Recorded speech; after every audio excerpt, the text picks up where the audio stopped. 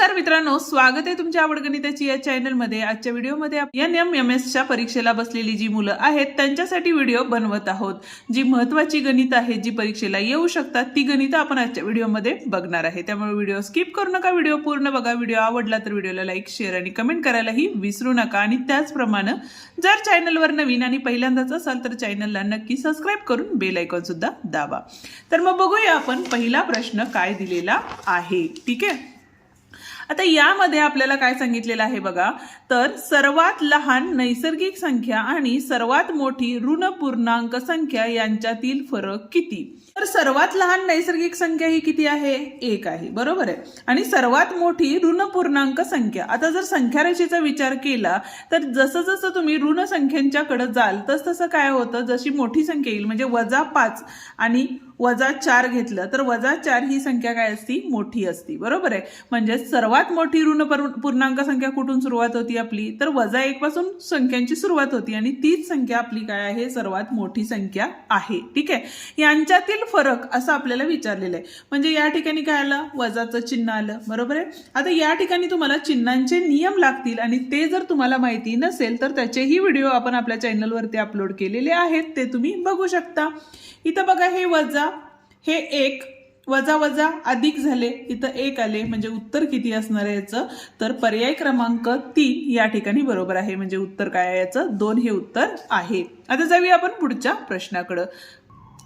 आता या ठिकाणी बघा, 24,389 चे घनमूळ किती असं आपल्याला विचारलेलं आहे। ठीक आहे, कमीत कमी आपल्याला 30 पर्यंतची घन आणि घनमूळ पाठ असायलाच हवे आहेत। ठीक आहे, तर आता यामध्ये बघा 29 चा घन हा किती असतो, तर 24,389 असतो। म्हणजेच पर्याय क्रमांक 2 या ठिकाणी काय आहे, बरोबर पर्याय आहे। 74वा प्रश्न बघतोय, काय सांगितलेलं आहे बघा आपल्याला, x + 9 आणि दुसऱ्या कंसात x - 7 दिलेलं आहे। ठीक आहे, आता या ठिकाणी आपल्याला काय करायला लागेल, गुणाकार करून घ्यावा लागेल। म्हणजे ह्या पहिल्या x नी पूर्ण ब्रॅकेटला गुणलं, ठीक आहे, +9 नी काय केलं, दुसऱ्या कंसाला गुणले। काय झाले बघा, इथं x x² झाले, -7x झाले, +9x झाले, -9 × 7 = 63 झाले। म्हणजे ह्या संख्येने एकदा याला एकदा याला असं गुणलं। ठीक आहे, आणि चिन्हांचे नियम माहिती नसतील तर त्याचाही व्हिडिओ एकदा बघून घ्या।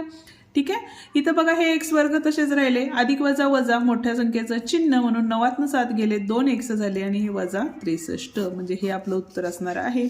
पर्याय आहे का बघा, x² अधिक 2x वजा 63, म्हणजेच दुसरा पर्याय या ठिकाणी बरोबर आहे। आता 75वा जो प्रश्न आहे, या पद्धतीचे प्रश्न आपण आपल्या व्हिडिओमध्ये सोडवून दिलेले आहेत। हे गणित तुम्ही सोडवा आणि याचं उत्तर काय येईल ते मला कमेंट करून नक्की सांगा। जर तुम्हाला हा प्रश्न नाही जमला तर तुम्ही मला नक्कीच अशी कमेंट करा की मॅम आम्हाला हे गणित जमलेलं नाही, या पद्धतीचं गणित तुम्ही आम्हाला सोडवून द्या, तर आपण पुढच्या व्हिडिओमध्ये नक्की हे गणित सोडवून देऊयात। ठीक आहे, त्याचप्रमाणे तुम्हाला कोणते प्रकरण अवघड जाते तेही मला कमेंट करून नक्की सांगा, जेणेकरून आपण पूर्ण प्रकरणाची रिव्हिजन एकदा घेऊया। चला तर मग जाऊया 76व्या प्रश्नाकडे। काय दिलेलं आहे बघा, 40 मजूर एक काम 18 दिवसात पूर्ण करतात। 40 मजूर एक काम 18 दिवसात पूर्ण करतात। ठीक आहे, तर 36 मजूर तेच काम किती दिवसात पूर्ण करतील। म्हणजेच काय येणार आहे, तर 36 × x घ्यायचं। ठीक आहे, म्हणजेच काय झाले बघा, 40 × 18 भागिले हे 36 काय आले, भागाकारात आले, हे आले x। 18 × 18, 18 × 2 = 36, बेक के बे, बे 2 = 4, बे 0 = 0, म्हणजेच किती आले, 20 दिवसात ती कामं पूर्ण करतील। म्हणजेच पर्याय क्रमांक 1 या ठिकाणी बरोबर पर्याय आहे। पुढे दिलेलं आहे बघा आपल्याला, समांतर भुज चौकोनाच्या सम्मुख कोनांची मापे, इथं बघा 4x - 20 आहे आणि 100x 100 - x आहे, तर x ची किंमत काढा। आता सम्मुख कोनांची माप ही काय असतात, समान असतात, ही एक गुणधर्मच आहे। ठीक आहे, आता इथं बघा हे 4x तसेच राहिले, हे वजा होते इकडे आल्यानंतर अधिक x झाले, हे 100 तसेच राहिले, हे -20 होते इकडे आल्यानंतर अधिक 20 झाले, म्हणजे बरोबर चिन्हाच्या उलटे पालट केलेले। 4 आणि 1 5x झाले, इथं 100 आणि 20 म्हणजे 120 झालेले आहेत। x बरोबर 120 भागिले 5, 5 × 2 = 10, 2 राहिले, 5 × 20 म्हणजे किती आलेले आहेत बघा, 24। x ची किंमत किती आलेली आहे, 24, म्हणजे पर्याय क्रमांक 4 बरोबर आहे। 78वा प्रश्न बघतोय, एका दुकानदाराने छापील किमतीवर 15% सूट देऊन एक साडी गिरायकास 1020 रुपयास विकली, तर त्या साडीची छापील किंमत किती।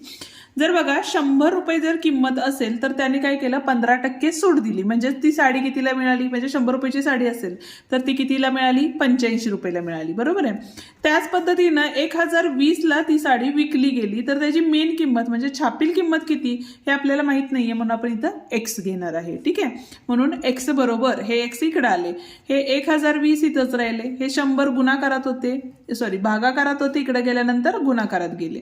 त्याच्यानंतर हे 85 काय झाले भागाकारात आले. भाग घालवा, काय होईल बघा, 5 भाग जातो. जर मोठ्या संख्येने भाग जात नसेल तर छोट्या छोट्या संख्येने भाग घालवायचा. 5 एके 5, 3 राहिले, 5 सत्ते किती झाले 35 झाले. ठीक आहे, परत एकदा भाग घालवला, 5 दोन्ही 10, 5 शून्य 0 आले. ठीक आहे, 17 एके 17, 17 सख्ख 102 आणि हे 0, बरोबर आहे, म्हणजे 60 गुणिले 20 झाले. 6 दोन्ही 12 आणि हे 2 0, म्हणजे त्या साडीची मेन किंमत ही किती होती आपली 1200 रुपये किंमत होती आणि आपल्याला विकलेली कितीला आहे ती 1020 रुपयाला, म्हणजे त्याची छापील किंमत ही 1200 रुपये होती. म्हणजेच पर्याय क्रमांक 3 या ठिकाणी बरोबर पर्याय आहे. 79वा प्रश्न आहे, काय सांगितलेलं आहे बघा, जर एका त्रिकोणाच्या 2 बाजू व त्यांनी समाविष्ट केलेला कोन, म्हणजेच काय असणार आहे तुमची बाजूंच्या मध्ये काय असणार आहे कोन असणार आहे, हे दुसऱ्या त्रिकोणांच्या 2 संगत बाजू व त्यांनी समाविष्ट केलेले कोन, 2 बाजू त्यांनी समाविष्ट केलेला कोन आहे, यांच्याशी एकरूप असतात तर ते 2 त्रिकोण कोणत्या कसोटीनुसार एकरूप असतील, तर बा को बा कसोटीनुसार ते 2 त्रिकोण एकरूप असणार आहेत. ठीक आहे, आता पुढचं म्हणजेच 80व गणित बघतोय. खालील अपरिमेय संख्या कोणती असं आपल्याला विचारलेलं आहे. आता अपरिमेय संख्या म्हणजेच काय बघा, तर जी संख्या आपण काय करू शकत नाही, कर्णी चिन्हातनं बाहेर काढू शकत नाही अशा संख्येला, म्हणजे एक सोपी भाषा आहे ही, त्याला आपण काय म्हणतो तर अपरिमेय संख्या म्हणतो. म्हणजे आता इथे कर्णी 4 आहे, कर्णी 4 मधून बाहेर काढलं आपण तर ती काय असणार आहे आपली परिमेय संख्या असणार आहे, बरोबर आहे. म्हणजेच उत्तर हे काय असणार आहे कर्णी 7 हे उत्तर असणार आहे. आता या ठिकाणी 81वा प्रश्न दिलेला आहे, काय दिलेला आहे बघा, 4 मीटर लांब 3 मीटर रुंद व 1.5 मीटर उंच असा पाण्याचा हौद बांधला तर त्यामध्ये किती लिटर पाणी मावेल. म्हणजेच आपल्याला इष्टिका चिती दिलेली आहे, त्यात लांबी रुंदी आणि उंची सुद्धा दिलेली, त्याच्यावरूनच आपल्याला काय काढायला लागेल, त्या इष्टिका चितीचे घनफळ पहिल्यांदा काढून घ्यायला लागेल. आणि घनफळासाठी आपण काय करतो, लांबी किती आहे 4 गुणिले रुंद किती आहे 3 आणि उंची किती आहे 1.5. ठीक आहे, गुणाकार केला 4 त्रिकम 12 आणि 1.5, 15 दोन्ही 30, 3 आले, 15 एके 15 आणि 3 18, म्हणजेच किती आले 18 मीटर घन आले. ठीक आहे, पण आपल्याला काय करायचंय लिटर मध्ये काढायचंय, म्हणजेच आपण काय करणार गुणिले 1000 करतो, म्हणजेच किती झाले आपले 18,000 लिटर पाणी त्या हौदामध्ये मावणार आहे. म्हणजेच या ठिकाणी बघा दुसरा पर्याय बरोबर दिलेला आहे. 82 नंतरची जी गणितं आहेत ते आपण उद्याच्या भागात सोडवून देणार आहे. तोवर डिस्क्रिप्शन मध्ये दिलेले आपले व्हिडिओ पाहत राहा. व्हिडिओ आवडला तर व्हिडिओला लाईक शेअर आणि कमेंट करायला विसरू नका.